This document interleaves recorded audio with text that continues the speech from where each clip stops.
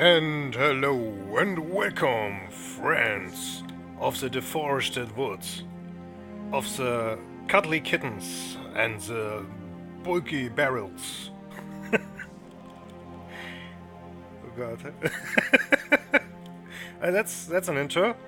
I'm sticking to it. So, anyway, as you can see, quite a lot of time has passed since the last time I recorded. And that is because I had really low frame rate. There was a passing issue with all these animals, so I was down on 3 frames for like 7 hours of real-time play. Meanwhile, a Dwarf-Elvish caravan arrived and left. Nothing really happened, but just so you know, they were there. And yeah, I'm kind of afraid now that the music will be too loud, so let's put it down. So, yeah, I'm always afraid that the music will be too loud, because it's not really a problem if it's not loud enough, but it's really a problem if it's too loud, because then you cannot hear anything I'm saying. And you will just watch a well, quite simple picture, I would say. Yeah, anyway, stuff happened. So first off, we have a new artifact, and it's the first artifact that is really useful. It's like, all these things are, yeah, okay, they're just lying around. But the mortality of roots, a peak and wood shamat, and a peak and wood shamat is an instrument. And this is a peak wood and shamat. All craft sorceries is of the highest quality. This object menaces with spikes of peak and wood and nickel. On this item is an image of 2 oval cabochons on slate. The shonat is a huge stationary stone musical instrument which uses a leather bellows to pressurize air, ultimately blowing it through any of the 432 stone pipes. The musician directs air through the chosen pipes by playing a stone keyboard. The instrument has flute pipes in both single and reed and free reed pipes. The instrument has an 8 octave range, going from extremely low to an extremely high pitch. At all pitches, the instrument has a vibrating timbre. It has 2 registers. The low registers has a raspy timbre. The high registers begins at middle pitch and has a focus nasal buzzing timbre. So yeah, when they are dwarves, they have interesting, complex instruments, just like this game, I guess. I just wanted to read you this text because it's quite beautiful. Okay, it was 10,800, which is quite alright. So, but back to the fortress, because things happened. First off, we now have... I showed you the prison already, but the throne room is done. So we... Oh, yeah. He's stuck up here. Good thing I checked, because otherwise the caravan would have died of hunger and thirst, because I didn't notice that he's still up here. So, how are we getting him down? Damn it, caravan. Okay. So I guess the easiest way is to build up downstairs here, and then one more up. So I need to remember this. Yeah, I built up the throne room. There isn't much furniture in here right now, but we have some gold tables and some gold thrones, and of course I will make this whole room more interesting over time. We have some gold statues of Takis and of Aran Glovemourning, which I don't know who that is. This is a masterful gold statue Glovemourning created by Schnook. This item is a masterfully designed image of Aran Glovemourning, the elf, and Stoneembraced, Tenebrous Ash of the Star Freak in gold. Stoneembraced, the Tenebrous Ash, is striking down Aran Glovemourning. The artwork relates to the killing of the elf Aran Glovemourning by the starved freak Stoneembraced. Yeah, okay. That makes sense. Okay. And the golden statue of dwarves, which of course is depicting the foundation of Stoneembraced, the fortress of strife by the steel boulders, and the spring of 250. As you can see, we are now in 253, and winter is broken, and we still didn't have an attack, so I guess I need to go to the any files if we don't get an attack next year, but that keeps hopes up, and yeah, let me show you my world. I I guess you know about the graveyard, which will be here.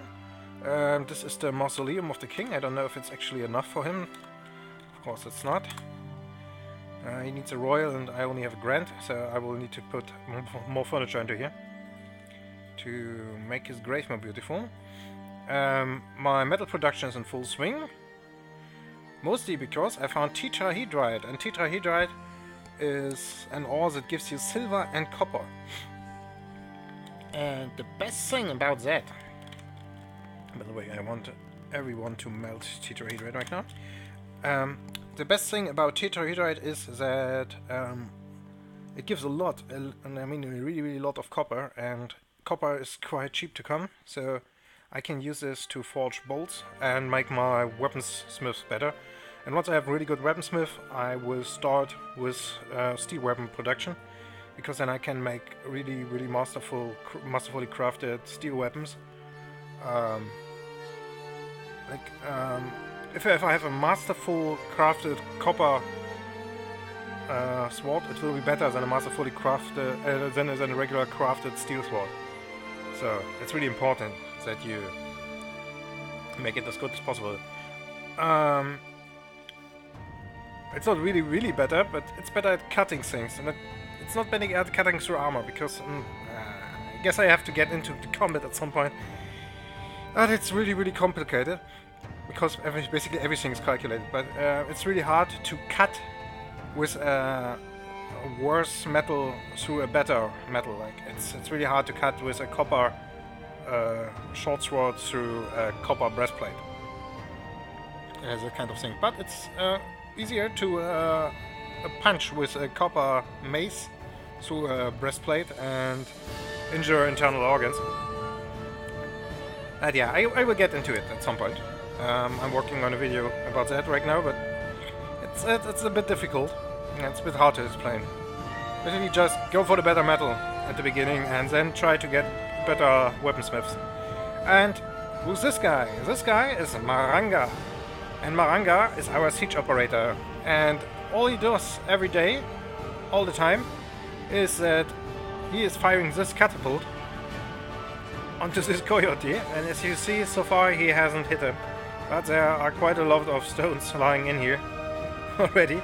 So he's getting better. Because nothing is worse than having a ballista ready to fire at some enemies, and the siege operator comes and fires it, and it goes like straight to the right or straight to the left. As you can see here, these little things here are basically standing for ammunition that missed. They have the same picture for bolts, by the way. So if you ever wonder what this is about, this means just a missed and broken armor. So as you can see, some of the stones went right to the left and right to the right. Right to the right. And yeah, the same would have happened with ballistas, but now he's doing pretty okay. We can actually follow him around a bit.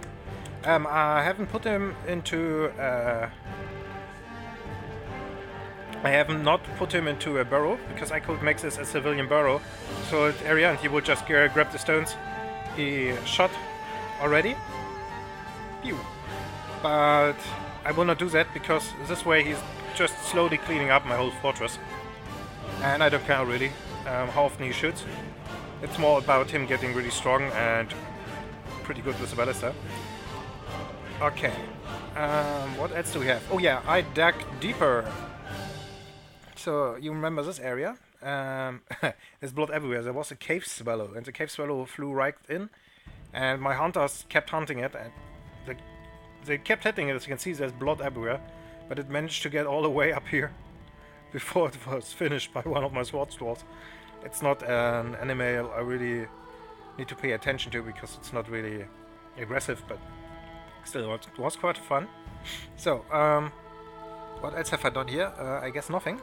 Oh yeah, I have walled off some areas, so that if an attacker comes down from here, like over these steps or from down here, it has to go all the way through here and through these traps. And yeah, I really want to trap some animals, because the animals found in caves can be quite good. And talking about caves, I explored the caves. I just sent my military around, and I found something. Let's pause the game for a bit. Where was it? Is this? Cape Hopper remains, so one of my cats went onto a murder spree here. Yeah, okay, while I'm talking about this... Oh no, I found it, okay. So, I found this area, and you can see a lot of corpses, so let's have a look what these are. An old woman spearman, partial skeleton. So, there are wild creatures, no, not wild creatures, but wild civilizations, and they are always a mix of an animal, and they are like big in human form. And they are more like tribes that you can find in forests, kind of stuff.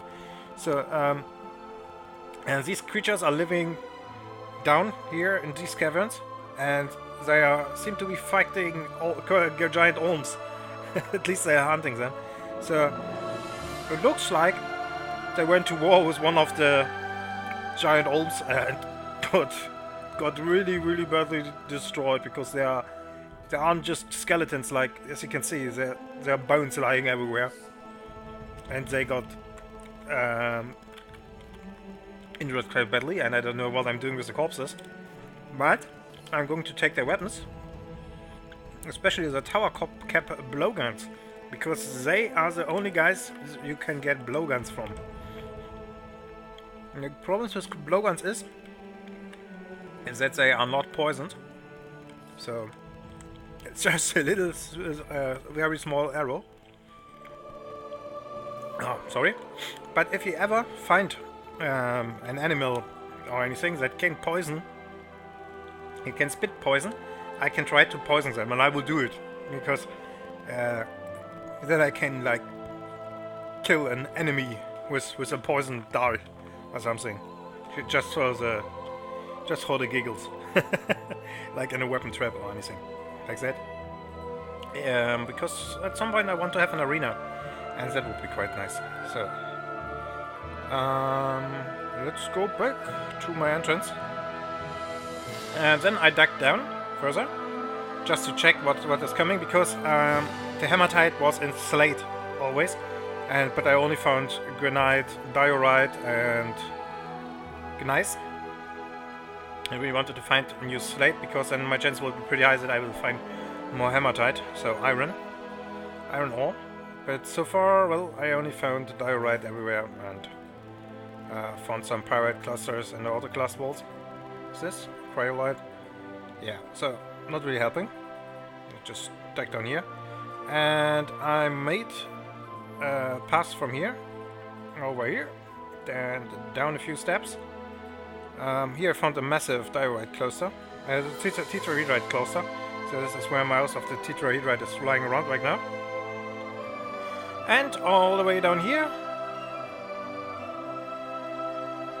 I think, yeah, it goes down here, and I dug out this area, and this will be my first base, and I will have a watch of melee dwarfs and ranged dwarfs always down here, because as you can see, this is quite a long way up to my whole fortress. Like, this is cavern 1, and all the way up here are the first guys training, so it will take days to get down there. And if they arrive, they will be hungry and thirsty, so they won't even be in a mood to really have a fight. So I'm making a base, and I'm going to do this in this episode, I guess, because I found another cave down here.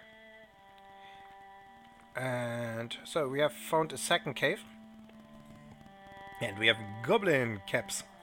And goblin caps are pretty great because they are the only red wood you can get in the game. And we found a tunnel tube trunk, which is the only purple wood you can get. Which is quite nice. Oh, Huzaras. Huzaras are like... Well, I can show you. A huge monster with an enormous tail, covered with thick fur. They run on 4 legs and can be found deep under the earth. He's very big, his hair is green, and his eyes green. They are quite big, like, they are giant, so they can easily maim a dwarf. But if you have good enough hunters, they will bring you a lot of meat, and they always run around in packs and are semi-aggressive, so they will attack if you attack them, but mostly they will just stand around. Not only attack them, like just come into their proximity. Goblin Cap, okay. So, yeah, that's the roof for us. And something else happened here, as you can see. A lot of weapon spears and corpses, which is my favorite kind of this happened. And let's have a look.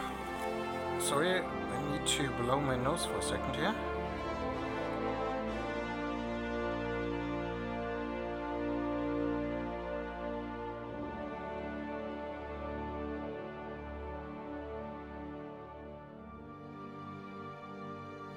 So, it says this is a stud Buckholes partial skeleton.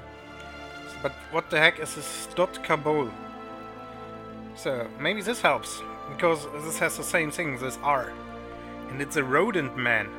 So, upstairs we have old man, and here down here we have rodent man. And it looks like they got hacked into a pretty bad shape. Avalselbos partial skeleton. So, what the heck is an Avalselbos? So, and in today's episode, I'm not going only to show you this cave. I will also show you how you can look these things up, because, well, it seems to be that something happened down here, and 1, 2, 3, 4, 5 rodent men armed with spears and blowguns died, and there are blowgun arrows everywhere. So, there clearly has been a fight. But what exactly happened here? So, what you do is, you start your legends, which is under the utility tab in your lazy dwarf area. Okay, so, let's see if I can show it to you. Nope. Wrong window. Yeah, the legends viewer. So, you open the Legends viewer. So, but now you have the problem that your Legends will be quite old, because, well, it has been a while. You made a new Legends area, tab. So, what you do now is you go to your hack, which is... Can I even show it to you? I think I showed it to you before. But... maybe I should just show the Explorer, I guess. Nope, I found it. Okay. It's this one. So, you have your hack. So what you do now is you type open minus legends. And it will open your legends in your Dwarf Fortress in-game, which is quite a neat feature. It is also quite new. So, and now you can export map information, detailed map, but you will not want to do that, because that will take forever if you do it yourself. And because of that, you just activate the window again and type export legends all. And then you hit enter. I will not do it now because it will take like 20 minutes or something on my PC, because it's a pretty old PC, but not 20 minutes, but like 5 minutes, and you don't want to watch it happening because nothing else happened. So you just hack it and it will export everything you need to export it. And you can just get a tea, grab a coffee. You know, Dwarf Fortress is quite a slow game, so yeah, there's that. Then when it's done, like you put back into the menu, you will see it. And then you open your Lazy New Pack again. And you go to Advanced. And there is this area called Process Legends Export. So, once you hit this thing, the legends will be exported into a file where it's really easy to open. And which is what we are going to do now. So, after that, you open your classic Legends viewer, and in the Legends viewer, under your Dwarf Fortress, in your Dwarf Fortress folder, you will find the order of the region exports, and this is region 1. And now I can find here the thing I'm looking for. As you can see, it's also quite old. it's from the last lore episode, but it's not old enough. I hope this will work now. Okay, now it's putting everything in, and it's loading. And it's still loading, but meanwhile I can look up what the name of the beast was that I'm searching for. And it's Stoneembraced. Okay. So, it still hasn't loaded. Okay. Maybe I can just open Legends again. Okay, let's change the view here. So, switch this off, Stoneembraced, or what's his name? So, historical figures. Filter and string. Stoneembraced. A male rodent man. So, this is all the information you will get from the regular game. It will be more interesting. Oh, he died 251, so 1 year after we started the fortress. And Marion, correct. And you will get more information in the legends, as you will see. And right now, okay, it loaded finally. So let's get back to the legends. By the way, this is the map you usually get. You can export a detailed map at the beginning of the game, which is a thing I recommend. As it looks like I don't have it lying around. Map image? Oh yeah, map image, yeah. I recreated it because I kind of deleted it. Because I'm stupid like that sometimes. Okay, let's give it for the detailed map. Just for the purposes of showing you the detailed map. Maybe I can switch to historical figures meanwhile? Yes, I can. Okay, search.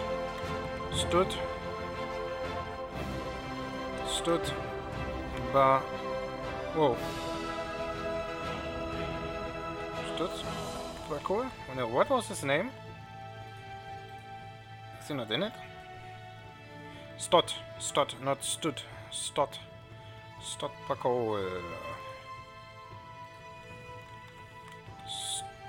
Stot.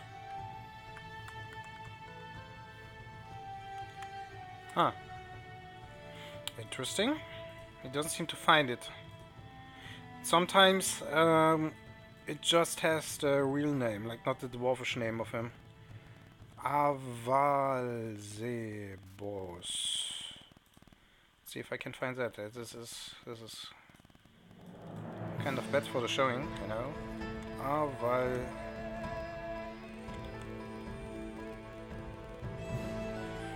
Okay, it looks like it's not showing it. And I have the feeling that it's not showing it because it happened after that. So they didn't have the name when they went in. They got the name when they were doing the attack, because rodentmans and animals are only getting names, and animals in general, rodentmans, beasts, are only getting names after they killed something else that is alive and intelligent.